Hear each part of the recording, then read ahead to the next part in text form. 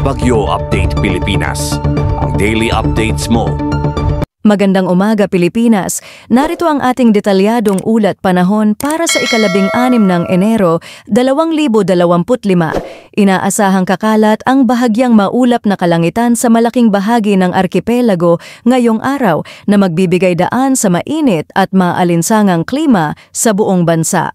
Sa Metro Manila, tinataya ang pinakamataas na temperatura sa 32 degrees Celsius, 70 degrees Fahrenheit. Gayunpaman, dahil sa mataas na antas ng humidity na karaniwan sa mga tropikal na klima, mas matindi ang mararamdamang init. Inaasahan ng feels-like temperature na aakyat sa kalagitnaan ng 30 degrees Celsius, kaya't mas mainit ang pakiramdam kaysa sa aktual na temperatura. Ang mahinang hanging hilagang silangan na humihihip sa humigit kumulang 13 kilometro, bawat oras ay magbibigay lamang ng bahagyang ginhawa mula sa alinsangan.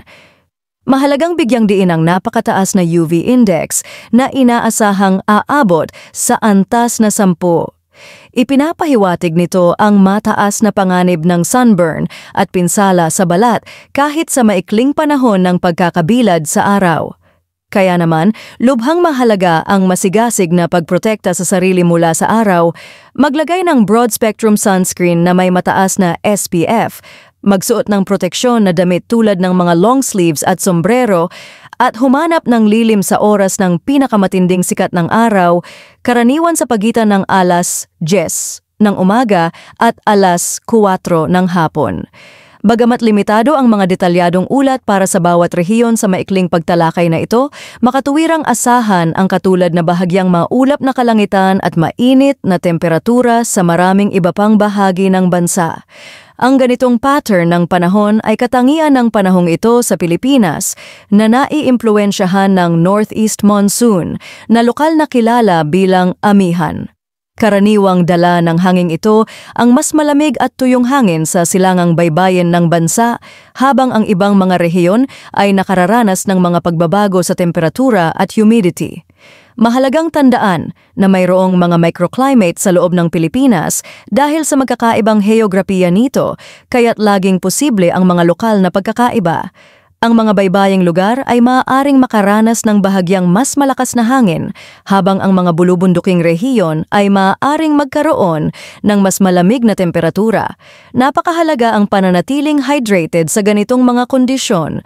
Uminom ng maraming tubig sa buong araw, kahit na hindi ka nakakaramdam ng uhaw, at iwasan ang mga mabibigat na aktibidad sa pinakamainit na bahagi ng araw.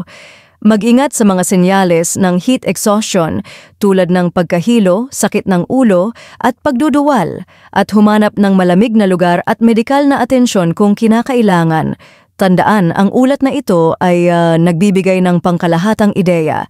Ang panahon ay isang dinamiko at komplikadong sistema at maaaring magbago ang mga kondisyon ng mabilis.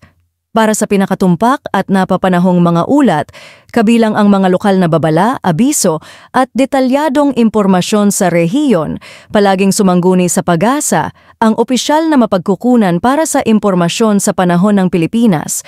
Ang kanilang website at mga social media channel ay nagbibigay ng komprehensibong mga update at mahalagang impormasyon sa kaligtasan. Manatiling may kaalaman, manatiling ligtas, at magandang araw sa inyong lahat habang isinasaalang-alang ang mga kondisyon ng panahon.